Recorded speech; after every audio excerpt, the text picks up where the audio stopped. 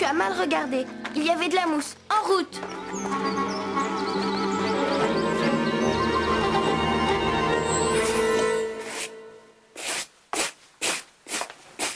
Hein? Rosalie, avez-vous vu Sophie et Marguerite? Ah non, mademoiselle Camille. Ça alors tout disparaît dans cette maison. Du pain, du lard, un panier, et maintenant les petites demoiselles. Je vous jure que je n'y suis pour rien. Ce n'est vraiment pas le moment de plaisanter. On ne les trouve nulle part.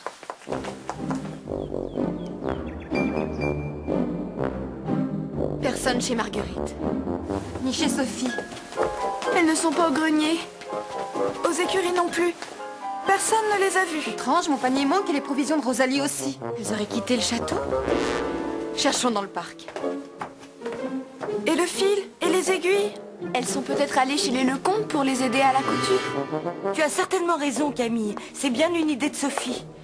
Elle aura voulu leur apporter des choses sans en parler à personne. Et Marguerite se sera laissée entraîner. Oh, puissiez-vous dire vrai. Je cours chez les Lecomte. Nous devrions depuis longtemps avoir dépassé le bout de la forêt. J'ai mal aux pieds. Maman doit être follement inquiète. Pardonne-moi, Marguerite, de t'avoir obligée à m'accompagner. Tu ne dis rien? Tu es gentille de ne pas me faire des reproches. À quoi ça servirait? C'est à ma maman que je pense. Écoute, un ruisseau. Tu n'as pas soif? Oh si, la gorge me brûle.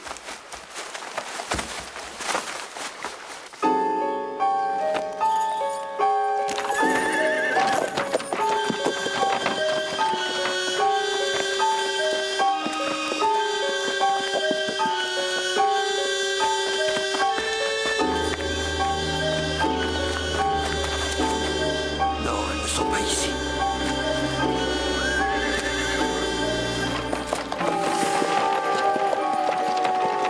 Marguerite! Sophie! Marguerite! Mademoiselle Sophie! Marguerite! Sophie!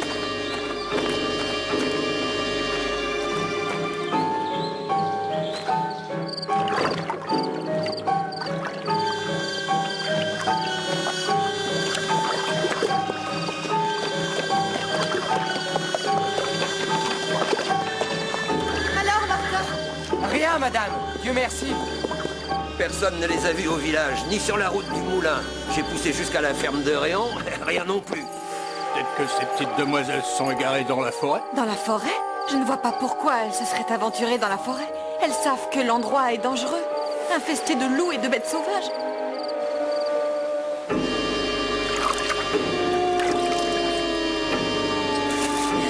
Sophie,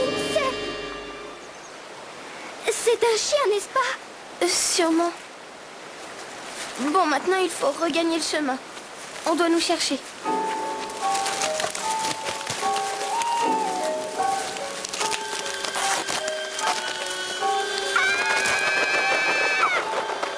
J'ai peur, Sophie.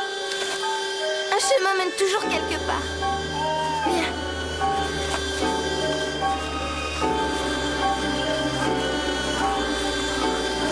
Tu entends? Il n'y a quand même pas des éléphants dans cette forêt. Ah, Sophie! Vite!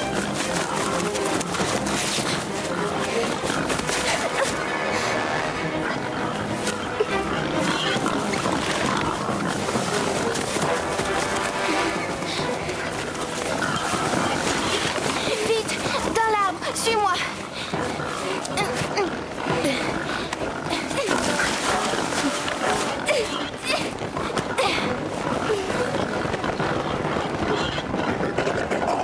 Des sangliers. Un peu plus, ils nous piétinaient. Ils ne peuvent pas grimper jusqu'ici. Hein, Sophie? Bien sûr que non, grosse bête. Attends, chut, ne parle pas. Qu'est-ce que c'est? On dirait un cheval. Tu as raison, c'est un cavalier. Au secours! Au secours! À nous! Il est parti! Ne pleure pas, Marguerite. Ça veut dire qu'il y a une route tout près d'ici. Nous n'avons plus qu'à attendre le passage d'un autre voyageur et à appeler très fort.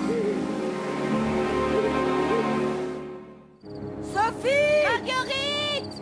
Mademoiselle Marguerite! Sophie! Wouhou! Sophie! Mademoiselle Marguerite!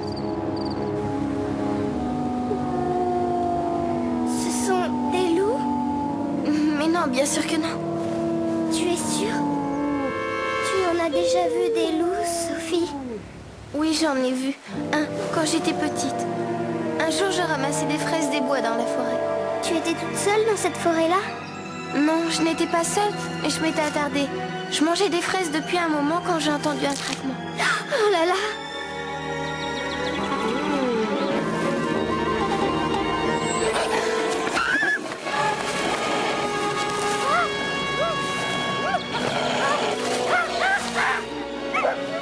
Allez les chiens, vite, vite!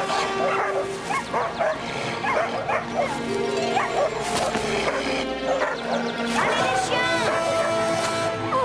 Attaque, Jupiter! Oui, Jupiter, mord le plus fort! Allez! Courage, Sultan, attaque, attaque! T'avais demandé de ne pas t'éloigner. Tu es blessé? Tout va très bien, ma tante. Ce jour-là, j'ai failli provoquer une catastrophe. Pourquoi est-ce que je ne peux pas m'empêcher de faire des bêtises? Sophie, écoute, une charrette. Au secours! Au secours! Au secours! Au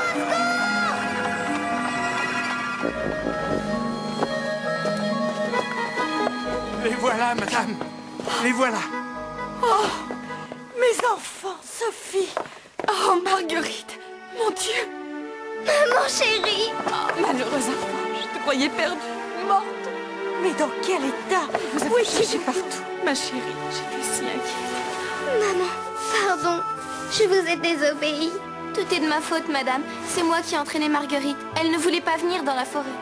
Dans la forêt? Mon Dieu. Mais qui vous a ramené ici? Ah, ça. Elles n'étaient pas à la noce, les petites demoiselles, quand je les ai dénichées sur leur perchoir.